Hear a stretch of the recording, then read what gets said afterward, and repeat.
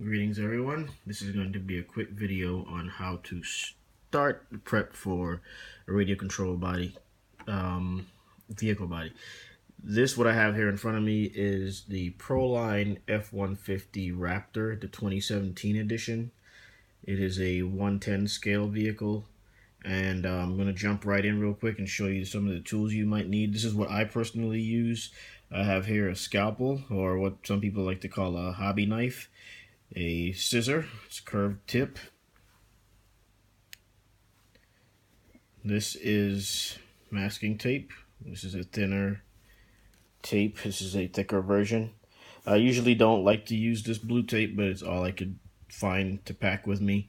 I recently just moved to Germany, so I'm still living in a hotel, so I had to pretty much pack things really quick, whatever I could find. And I usually like to look at my stickers. Sometimes I'll pre-cut the stickers before I even start working on the body, so I'll know where everything goes in reference to the body. For example, if I have to cover up a certain area, or if I am going to cover up a certain area with a sticker, I'm not going to go ahead and do too much prep work underneath that just to have it covered up with a sticker. So I like to get an idea of what I'm looking at, what I'm working with, so on and so forth. Okay, all right, so let's put these aside and let's jump right into this. First thing I like to do is I like to use a Sharpie. I cannot find my Sharpie right now. It seems like it has walked away, and in the middle of the night it was here, and now it's not. So I guess the gremlins got it. Well, anyway, I like to take a very fine tipped Sharpie, and I like to trace along all the lines, either a line that I'm going to cut or a line that I'm going to mask. I like to trace it all nice and slow within the grooves so I can get an idea of what I'm working with, what my game plan is. Okay, so come down here to the body itself. What I like to do is take the scalpel, and I like to lightly score that line all the way around. This is the line where I'm going to actually be cutting to separate the body from the actual mold itself, the leftover scrap on the mold. I'll trace this all the way around with the scalpel, and I take my time and do it. I go nice and slow. For me, it's a little painful because I have carpal tunnel, so I have to literally pause every few minutes and go back to it, pause and go back to it. So it takes a little while, but it's well worth it. You take your time. Now, when it comes time to actually cut this out, what you can do is you can use your knife, create a line all the way to the edge, fold it until it snaps. When it does, force your finger in and push, just like this. Now, if it doesn't go right away, you might need to go back in and touch it up, but I do not like to use the scissors to cut all the way around, especially when it comes to these wheel wells. The difference between my wheel wells and other people who do it the way I do compared to folks who use the scissors is that our wheel wells are much smoother. You can run your finger in there and you can feel that there would be no lumps, no bumps, no jagged edges whatsoever. It's going to be a definitive curved line. So that's my preference.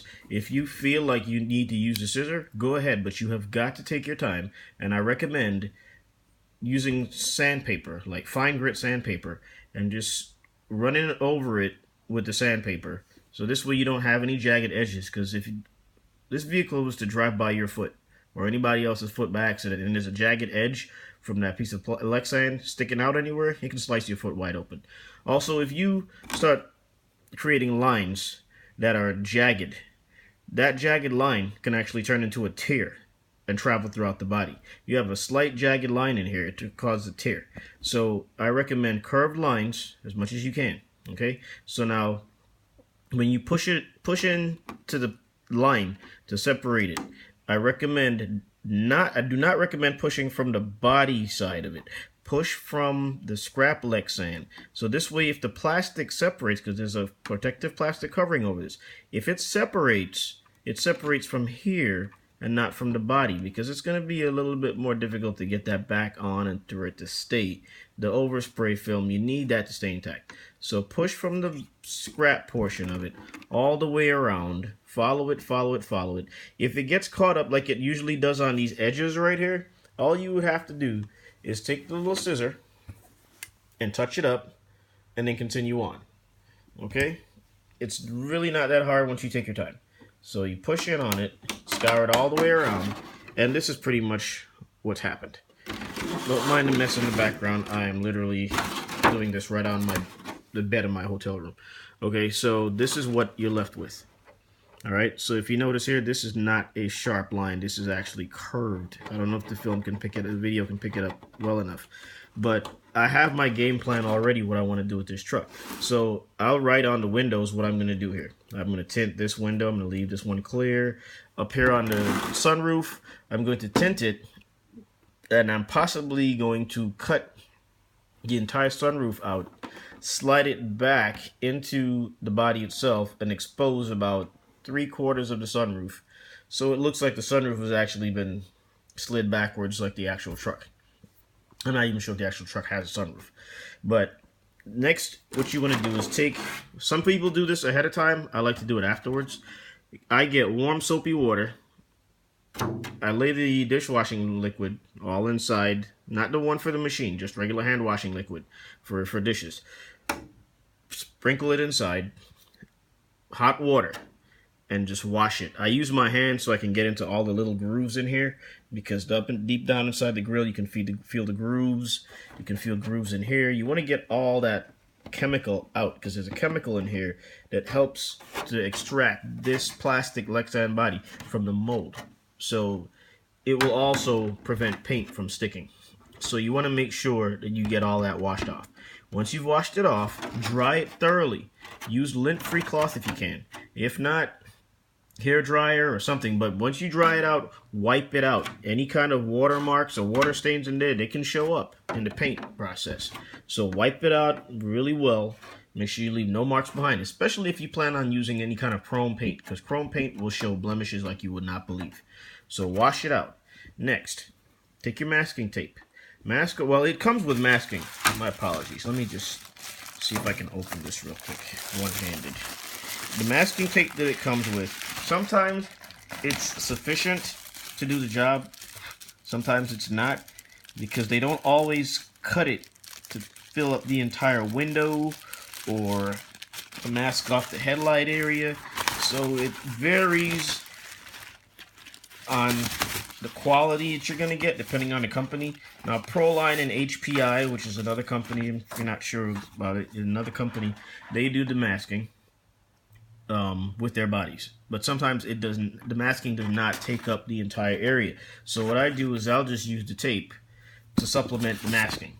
So any areas that are uncovered, I'll go in with the masking. Sometimes I just need to use the little one, and I'll go ahead and trim it up with the hobby knife. Okay, so here's what I'm going to do with this. I'm going to mask off everything inside this truck. Everything. And I'm going to write on the outside what colors are going to be sprayed in that area. I'm of course going to spray in the dark colors first. It'll be written on the body with the Sharpie, if I can find it. So this way I know what to spray paint first. Now, moving forward, let's say we're going to do something a little different in the back here, like what I'm planning on doing. I want to give this thing a matte look. I want to make it gray or black. In this case, I think I might just go with gray. So what I plan on doing is spraying the inside of this. Now, those of you not familiar with how you do the Lexan bodies, you spray on the inside. You're not spraying on the outside. You're going to start as if, let's imagine I have an imaginary spray can in my hand, okay?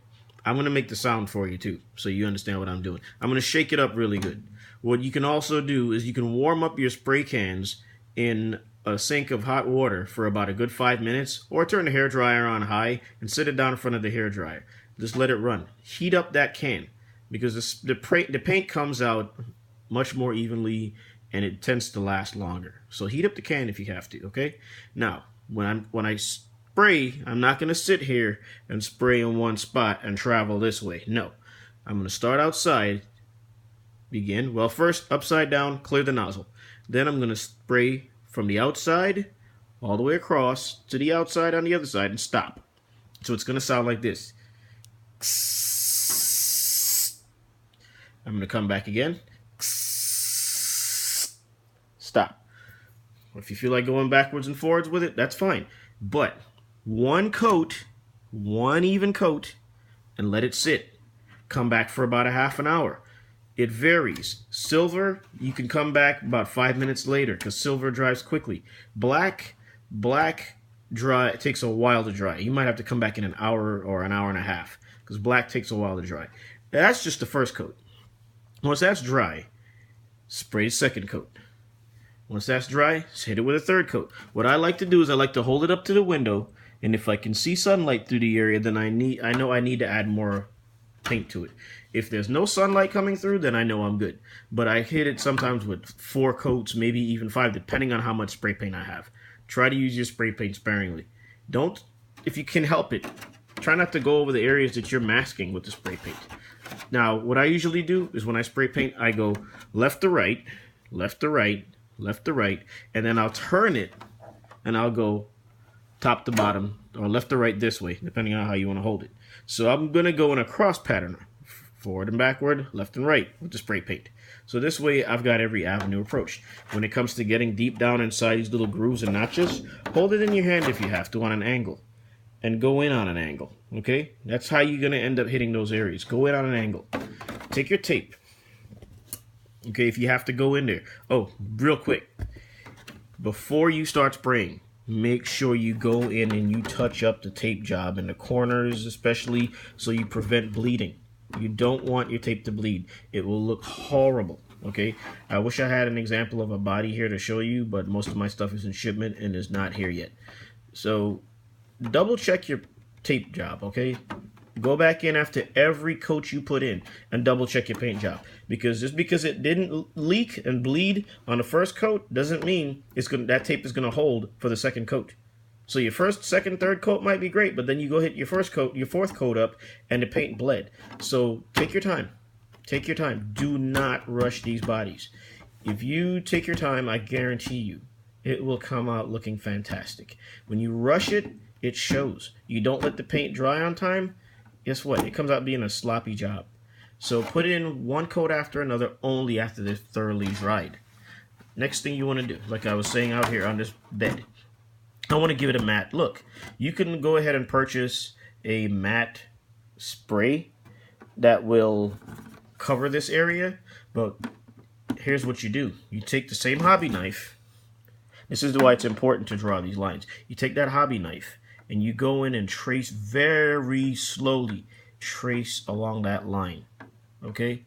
Then you're going to take the hobby knife and just flick up a corner and pull it back with your hand nice and slow. Nice and slow. If it comes up, no problem. Take the hobby knife, go in there and hack away at it, and then push back the area where you want it to stay protected. Push it back down, and just keep on peeling away at it, peeling away. And I got my exposed bed after I've peeled that away. So I'm gonna take that can and shake it up, and I'm gonna hit it again. But I'm gonna hit it from back here because I want it to mist on. I want it to get that matte look.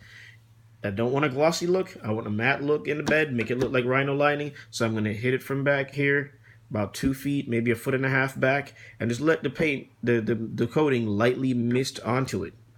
I'm going to do the same thing for the wheel wells, same thing for the rear bumper, and the same thing for the black bordering that goes along the window, because I wanted to get that nice, dark, realistic look. If you look at some of my other videos, you'll see that I have some videos where you can see a matte look in it. All right, now what I'm going to do here is this is going to be two-tone. This is going to have that dark matte look to it, and this is going to have chrome from the inside. This is going to be on the outside, it's going to be the inside. However, before you start to paint on the outside, get the same fine grit sandpaper I was talking about and rub along the body gently. This helps the paint to stick. It helps it to stick. You can use RC paint if you want to paint the outside of this, but I also found what works nicely as well is the paint that goes inside barbecue grills. That actually works well if you can't get RC paint to match what you need. It comes in a bigger volume can, and it's less expensive as well. I believe you can get them at Walmart.